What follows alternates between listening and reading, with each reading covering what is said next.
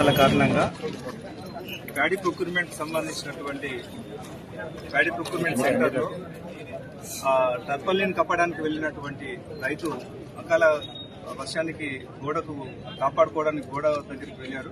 ఆ గోడ అనుకోకుండా కూలిపోవడం వల్ల తండ్రి కొడుకు ఇద్దరు చనిపోయారు. ఇంకొక చోటనేమో ఇద్దరు చనిపోయారు. ఆ విధంగా ఈరోజు జిల్లాలో 4 చనిపోయినటువంటి సంఘటన మనం చూస్తున్నాము. ఈ నేపథ్యంలో ఇక్కడ ప్రజాప్రతినిధులు కానీ ఇక్కడ ఉన్నటువంటి వాళ్ళకి న్యాయం చేయాలని కోరడం అనేటువంటి జరిగింది. ఆ నేపథ్యంలో కలెక్టర్ గారు ఇక్కడికి అడిషనల్ కలెక్టర్ రెవెన్యూగా నేను ఇక్కడికి వచ్చినాను. దీనికి సంబంధించి కలెక్టర్ గారు చెప్పినటువంటి అంశం ఏంటంటే వీరు మాకు ఒక్కొక్కరికి 50 లక్షల చొప్పున మాకు నష్టపరిహారం చెల్లించాలని చెప్పేసి వీరు ఎక్స్గ్రేషియో చెల్లించాలని చెప్పేసి కోరినారు. అట్టి విషయాన్ని కలెక్టర్ గారు కూడా నాకు ధృవీకరించినారు. నేను గవర్నమెంట్ కు తప్పకుండా పంపి వాళ్ళని రికమెండ్ చేస్తాను, వారికి న్యాయం అయ్యేటట్టు కూడా సిఎస్ గారితో మాట్లాడి న్యాయం అయ్యేటట్టు చేస్తానని చెప్పేసి కూడా తెలిపినారు. అట్టి విషయాన్ని వచ్చి ఈ రోజు నేను ఇక్కడ చెప్పడం కూడా జరుగుతుంది.